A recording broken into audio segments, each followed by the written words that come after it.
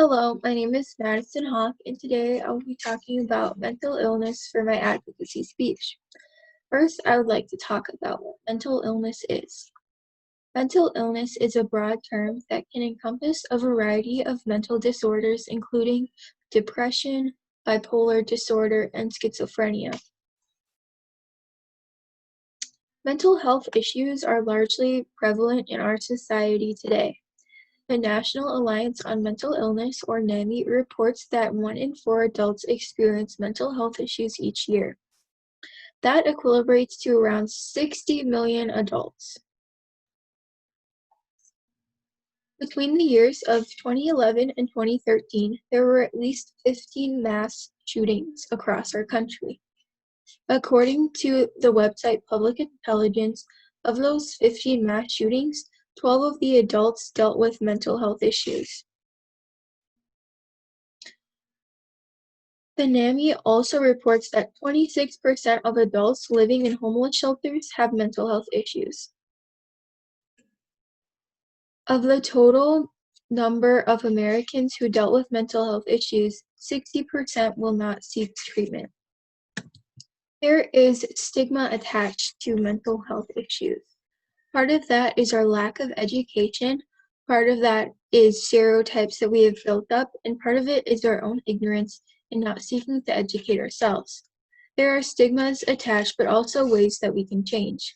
And when we change, we'll make a difference in how we interact and how the world treats people with mental illness.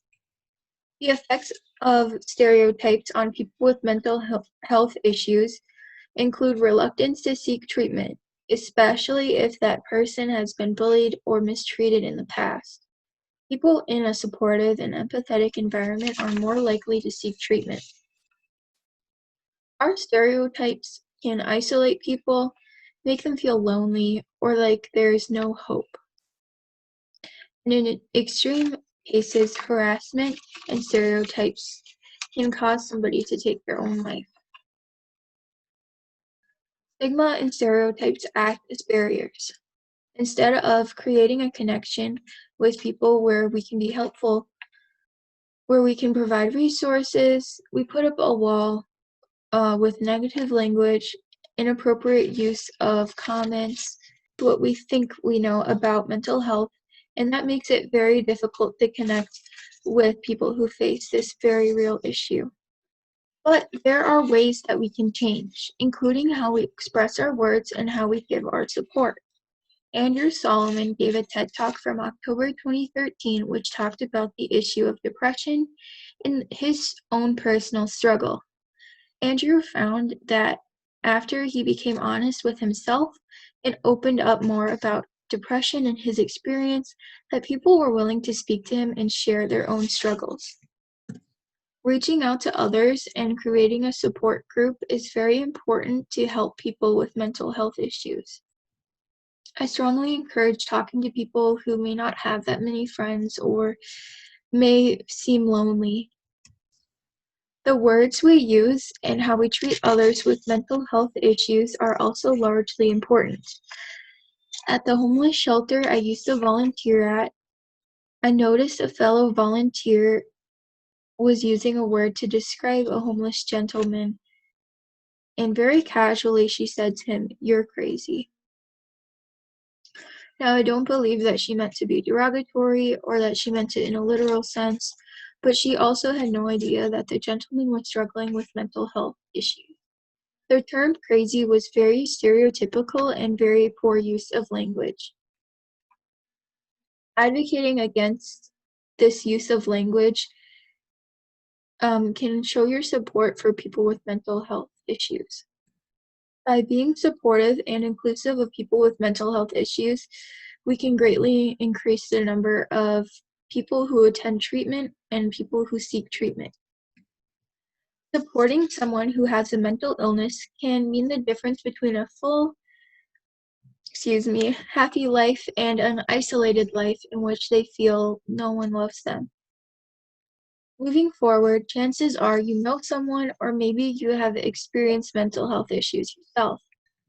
By advocating against mental health stigmas and stereotypes, educating others and yourself on mental health, and reaching out to people with mental illnesses, we can start improving the amount of people who seek treatment for their mental health issues. Furthermore, our country needs education about what mental health is and what it looks like. By incorporating mental health issues into school curriculum and funding more resources for people with mental health issues, we can see a great change in suicide rates and improvement in how people with mental health issues are treated. Greater opportunities for people with mental health issues may also arise. But we must first understand that this change starts with us as an individual.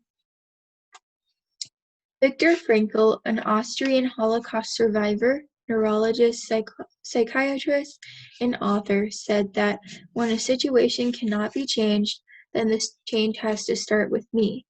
I believe that in order to improve mental health illness in our society, we must first change ourselves. Sometimes situations or people cannot be changed, but by changing ourselves and in how we view and approach such situations, more is to follow.